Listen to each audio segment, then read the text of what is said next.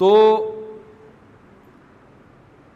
ایک مثال ہے، ایک آدمی ریگستان میں پڑا ہوا ہو، قافلے سے بچھڑ گیا. پہلے زمانے میں ہوتا تھا نا، قافلے جا رہے ہیں، بندہ رہ گیا، کہیں واش روم میں گیا، پبلک کو پتہ ہی نہیں چلا، وہ آگے نکل گئے، یہ آیا. واش روم بھی پورا ریگستانی ہوتا تھا پہلے زمانے میں. اب یہ لاوارث پڑا ہوا ہے، نہ کھانے کا انتظام، نہ پینے کا انتظام، کچھ بھی نہیں ہے اس کے پاس.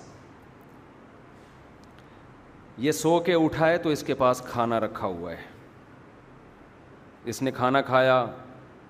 اب اس کو آرام کرنا ہے، نیند آئی تو دیکھا ایک درخت لگ گیا، ایک درخت لگا. جس جس چیز کی ضرورت پڑ رہی ہے وہ چیز کا انتظام اس کے لیے ہوتا جا رہا ہے.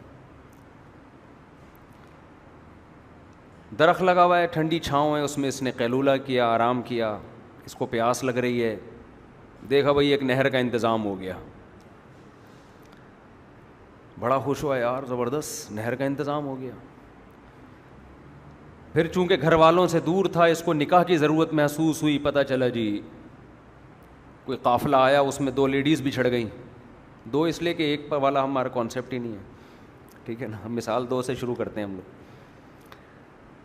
تو اب ان کے لیے شوہر نہیں ہے، اس کے پاس بیوی نہیں ہے، چلو نکاح کا انتظام ہو گیا. اس کی ہر ضرورت ٹائم پہ پوری ہو رہی ہے. اب اس کے اولاد کا وقت آیا تو پریشان ہے، یار میرے لیے یہاں اتنی مشکل سے کھانے کا انتظام ہوتا ہے، بچے کو تو دودھ چاہیے ہوگا، بہت ٹینشن میں ہے نا یہ آدمی، بچے کا کیا کروں گا میں.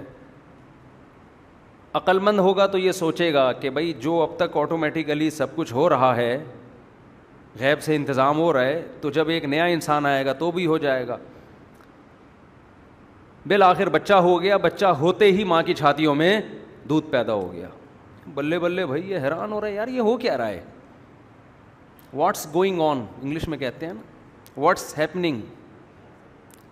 ایک ہی ہو رہا ہے پنجابی میں، یہ ہو کی رہا ہے کہ جو جس چیز کی ضرورت پڑتی ہے آٹومیٹیکلی اس کا انتظام، بولتے کیوں نہیں، ہو رہا ہے. اس نے کہا یار یہ ہو نہیں رہا، یہ کیا جا رہا ہے، یہ ہو نہیں رہا، یہ کیا جا رہا ہے. کسی کو پتا ہے میں قافلے سے بچھڑ گیا ہوں، وہ 2 لیڈیز ہی کیوں چھوڑ کر گیا اگلے قافلے میں، کیا خیال ہے؟ اور درخت کا انتظام کیوں ہوا چھاؤں کے لیے؟ یہ کھانا کون رکھ کے چلا جاتا ہے؟ پیاس لگی ہے تو نہر کا انتظام کیوں ہو گیا؟ اب کیا ہوا کہ اس کی، یہ تو عقل مند تھا، اس نے کہا یار یہ کوئی ہے جو یہ سارے کام کر رہا ہے، مجھے چاہیے کہ میں اس کو تلاش کروں، میں اس کو تلاش کروں، اس کا شکر ادا کروں. پھر اس کے بچے ہوتے گئے، بچے بھی 2 حصوں میں ڈیوائیڈ ہو گئے. کچھ بچے ایسے تھے جنہوں نے کہا کہ یار یہ آٹومیٹیکلی نہیں ہے، یہ کوئی نہ کوئی یہ کام کر رہا ہے. اور کچھ بچے کیا تھے، انہوں نے ایک یونیورسٹی بنائی، کالج بنایا، ریسرچ کریں گے اس نہر پہ کہ اس کے پانی کن چیزوں سے مل کے بولو بنا ہے. یہ جو بچہ پیدا ہوتے ہی ماں کی چھاتیوں میں دودھ آتا ہے، اس کی لاجک کیا ہے؟ وہ لگ گئے لاجک کے پیچھے. اب جو شخص یہ انتظام کر رہا تھا نا، اس کو خیال ہوا کہ یار یہ ان چیزوں میں الجھ کے رہ گئے ہیں، ان چیزوں میں یہ الجھ کے رہ گئے ہیں جو پروٹوکول یا جو فائدے کی چیزیں ان کو دی جا رہی ہیں، یہ دینے والے کے بارے میں تو اب انہوں نے تجسس ہی چھوڑ دیا ہے. اس نے اپنے میسنجر بھیجے، نمائندے بھیجے سمجھانے کے لیے کہ یار تم دودھ کی اجزائے ترکیبی پہ تو بڑا تم نے یونیورسٹیاں بنا لی کہ ماں کے دودھ میں کیلشیم کتنا ہے، میگنیشیم کتنا ہے، پوٹاشیم کتنا ہے، اور مٹھاس کتنی ہے، وغیرہ وغیرہ. یہ تو بڑا زبردست تمہاری ریسرچ ہے. اصل میں یہ تو جس نے تمہیں یہ نعمتیں دی ہیں اس کے انٹروڈکشن کے لیے، اس کے تعارف کے لیے یہ چیزیں تھیں.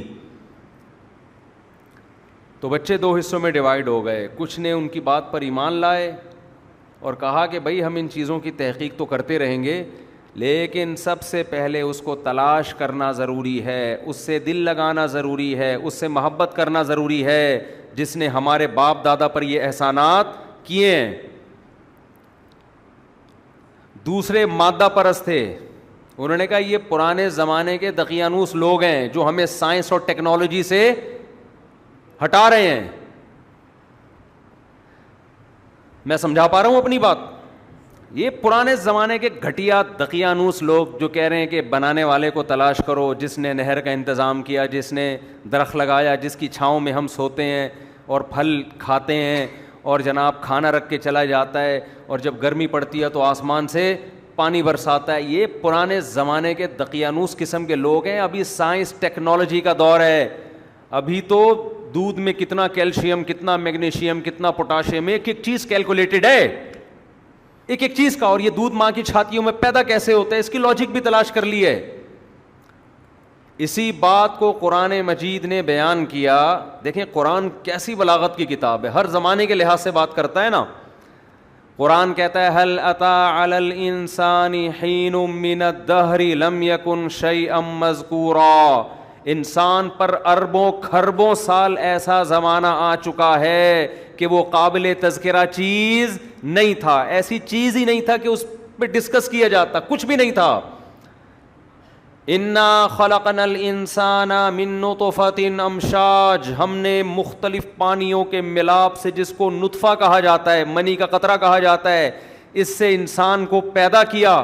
اتنی بڑی قدرت, اتنی بڑی طاقت دنیا میں آنے کے بعد اس کو اپنے بنانے والے کو یاد رکھنا چاہیے تھا, لیکن نتیجہ کیا نکلا؟